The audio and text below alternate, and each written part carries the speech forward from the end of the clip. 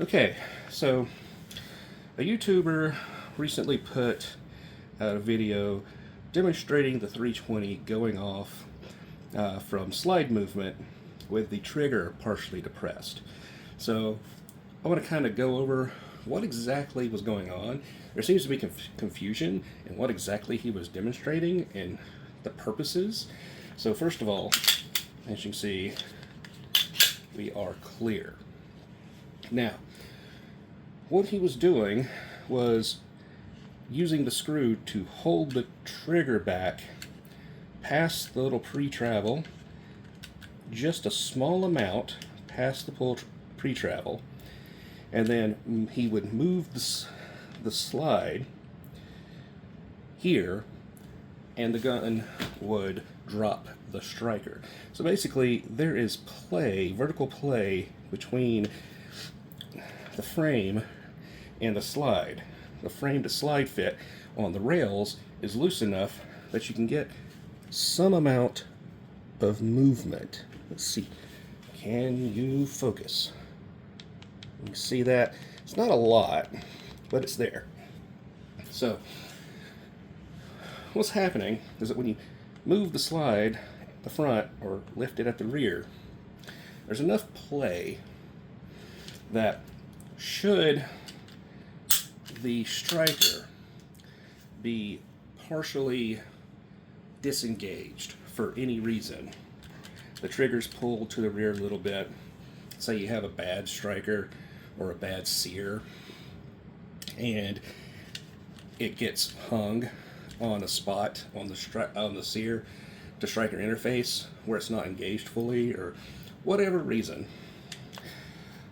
If for some reason that trigger was also pulled back to the rear slight amount, that's enough to disengage the striker block safety. And then there's enough play in the slide that just moving the slide allows it to the striker to lift above the sear engagement and release. So I can manage to get it to do it with this pistol, but I have to get it on the very edge of just about to release to get it to happen.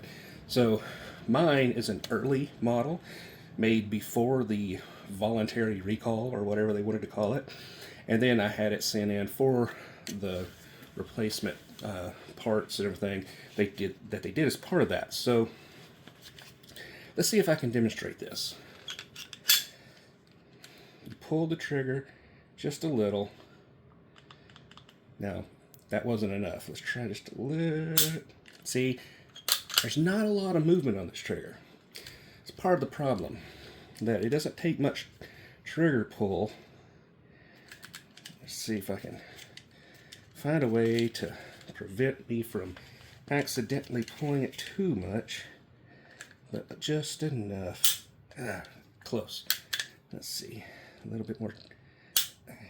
Almost. One more time. Alright. Alright. Yeah, I think I'm getting to that point. Alright. That's just about to release. A little more. Oop. See, even with me, on this particular example of the pistol, it's hard for me to do it.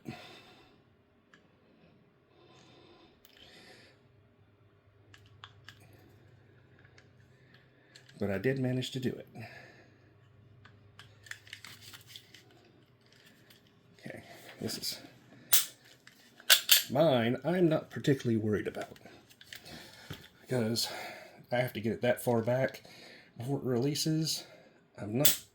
There we go. Again, like I said, ragged edge. Okay, just there. Hold. A little more. Hold. Yeah, it's very. My gun doesn't have as much play in it, so it can do it, but I have to have that trigger pulled basically the full way before it goes off. But I could see a situation where, due to tolerance stackings or something being slightly out of spec, combined with some bad holster geometry, where the trigger gets pushed back a little bit due to part of the holster. And it takes up just a little bit of that pre-travel and slack in the holster while it's in the holster, and then there's sufficient enough movement that you bump the back of the gun and bang. So that is basically what I think is going on and what he's demonstrating and how I can see it working out in the real world. So when Sig says, hey, it's a holster problem, not a gun problem, they're not incorrect, but they're not telling the whole story, I think. I think that a combination of bad holster design that allows the trigger to have some pressure on it from the side that pulls it back a little, combined with sloppy fit and maybe some bad tolerances here or there, or, you know, parts that are very close to the edge of tolerance and they're stacking in all the wrong ways, allowing a bump to set off the firearm. What they could do is fix the frame fit a little bit, adjust the slide rails in the slide a little bit so they're a little tighter so you don't get that movement. Or they could put a trigger safety on this thing, or both. Both would be better. The fact that this thing only needs a very small pre-travel and then not a lot. And you see it move after it releases, it jumps back farther. So that's the over travel. So the actual movement to do the release is pretty small. And then there's another few millimeters worth of over travel. So that's basically what's going on. It's a combination of problems, I think, that's causing the issue.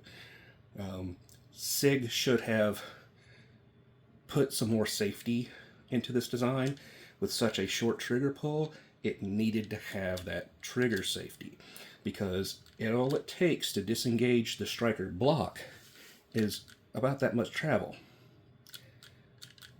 That's it. After that, it is that much. You're pretty much disengaged the striker block right about when it hits the wall. It shouldn't release the striker block until you're ready to fire, but it is so short of a distance, getting that to work consistently would probably be a difficult thing. So I think they needed to engineer a bit more movement in their trigger for pre-travel and have a trigger safety.